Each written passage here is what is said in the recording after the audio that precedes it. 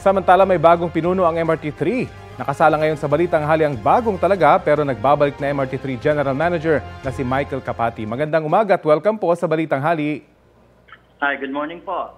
Opo, ano po yung unahin yung tututukan ngayong balik MRT3 na po kayo? May bilin po ba si Secretary Vince Dizon?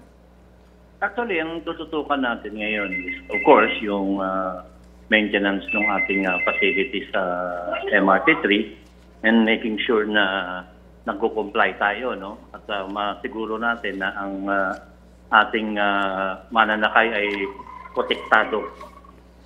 Mm-hmm. Yun ang kabilibili na ng secretary natin for now. Opo. At magkakaroon po ba o kailan po magkakaroon ng dagdag pasahe?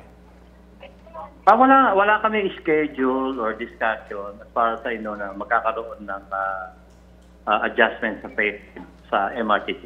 Mm-hmm. Sa inyo pong assessment, kumusta po yung pagpapatupad ng extended operating hours ng train? Meron na po ba kayong observations tungkol dito?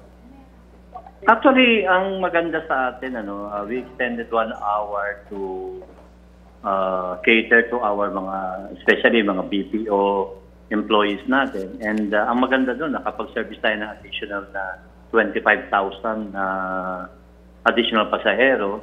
And at the same time, nakapagdagdag din tayo ng isang train during peak hours. Mm-hmm. So very positive ang epekto sa atin ng dagdag natin at extension ng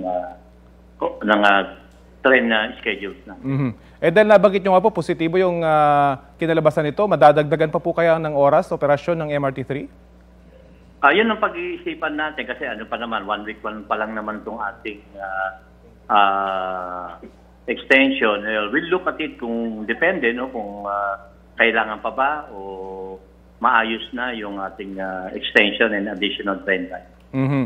Eh hindi raw po katanggap-tanggap para kay Secretary Dizon yung mabagal na pagkukumpuni sa mga nagkakaaberyang escalator sa Taft Station noong March 8. May bagong SOP na po ba kapag may mga ganitong aberya?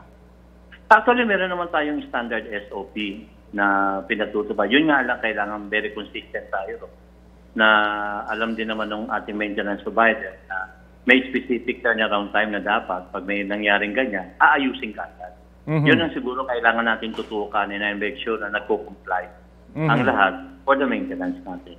Yung kaagad, doon po siguro nagkakaroon ng difference. Pero dapat ipinapaalam din sa lahat ng concerned kapag may ganitong aberya. Actually, yun ang pinag-usapan namin when I assumed office. Yun din ang pinag-usapan namin ng mga empleyado na siguraduhin natin na magko-comply tayo and at the same time, nakatutok tayo sa mga maintenance ng ating MRT3. Opo. Mag-Holy Week na po, meron na ho ba kayong train schedule? Karaniwan kasi walang biyahe kapag ka-Holy Week.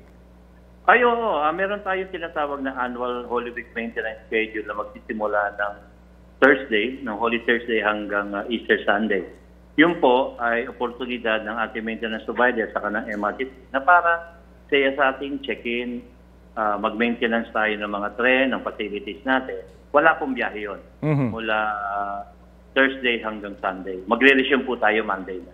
Okay, sige po, malinaw. Maraming salamat po sa oras na binahagi nyo sa Balitang Hali. Okay, salamat din po. Si MRT3 General Manager Michael Capati.